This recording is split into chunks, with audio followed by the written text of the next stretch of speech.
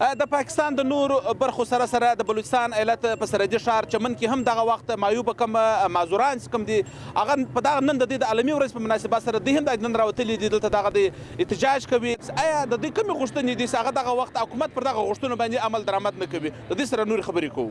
ما نوم نیک محمد دی. موږ دا غواړو موږ ټوله معذور دلته راغونډ سوي دي سرکاري ادارې څخه موږ دا خواست دی.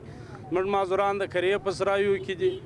موږ معذوران تعلیم لري خو مثال دغه نه ورسره کېږي، کوم تعاون نه ورسره کېږي. موږ کې ډېر غریب معذوران شته. موږ خو دا نارینه په کورو کې دی زنانې شته مثال دغه لاسونه پښې کار نه کوي. پولیو په موږ کې شته. باید زموږ سره ګورمنټ تعاون وکړي، زموږ ناره واوري. په تعلیم کې موږ ناره واوري، زموږ د غریبو خلکو ناره واوري. ګورمنټ زموږ سره باید خپل تعاون وشي. موږ معذوران یو، غریب انسانان خدای پیدا کړي، باید زموږ ته د انسان په سترګه وکتل شي. تاسو هم انسان دی، موږ هم انسانان پیدا کړي والا پاک، موږ ته باید انسان په نظر وکتل شي.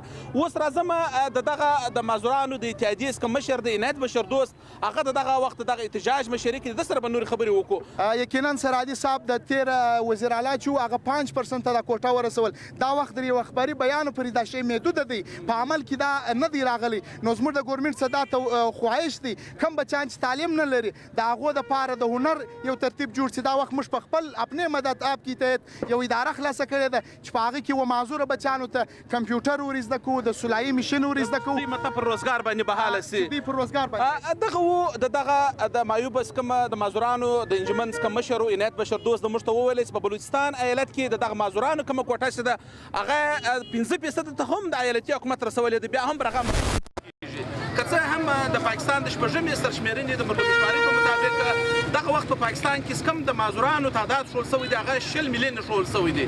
خو بیا هم کوم عالمي اداره د WHO هغه دا وایي چې که د دنیا و پرسنټیج د آبادۍ پرسنټیج د ته وکتل سي هغه په پاکستان کې 1 میلیونه ده.